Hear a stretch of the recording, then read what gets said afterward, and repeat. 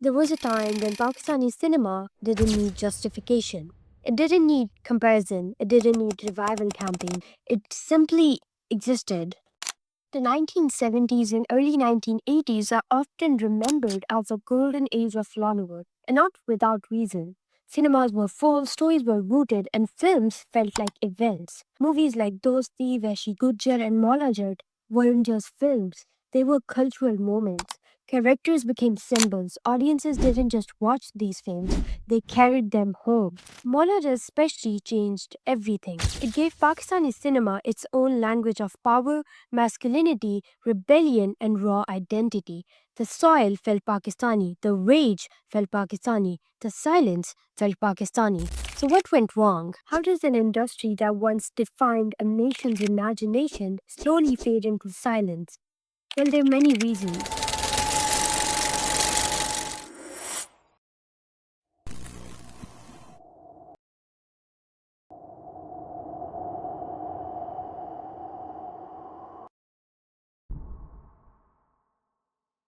The decline didn't happen overnight. It began with rules.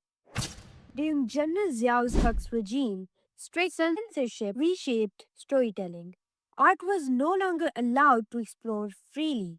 Cinema, once emotional and expressive, was forced into narrow moral frameworks. And when art stops taking risks, it stops evolving. Stories became safer, repetitive, and predictable.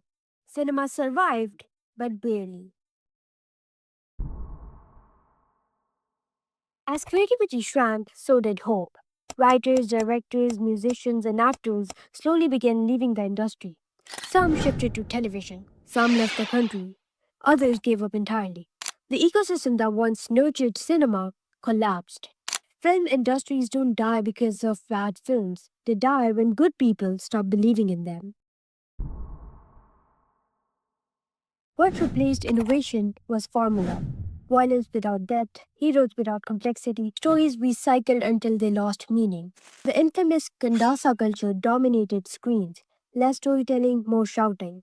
Cinema stopped reflecting society and started exaggerating it. Audiences noticed and they walked away.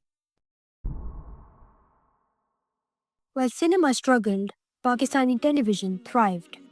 Dramas offered stronger writing, better performances, and emotional realism.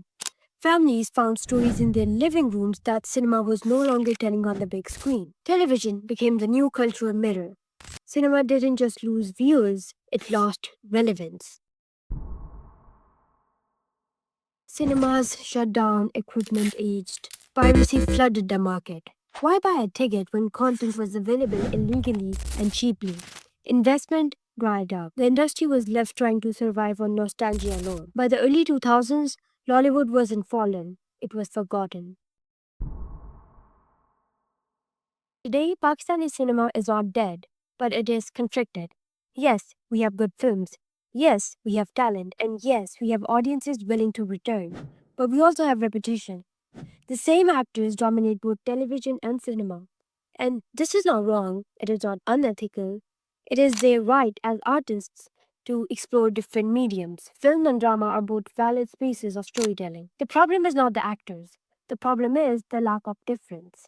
When a film feels like a stretched drama episode, the magic of cinema fades. And then there's accessibility. At a time when global cinema thrives on OTT platforms, Pakistani films remain largely unavailable internationally. Major platforms hesitate.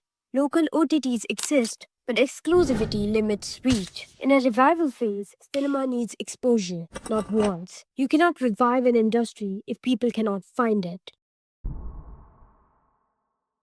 So where do we go from here? Lollywood doesn't need imitation. It doesn't need borrowed formulas.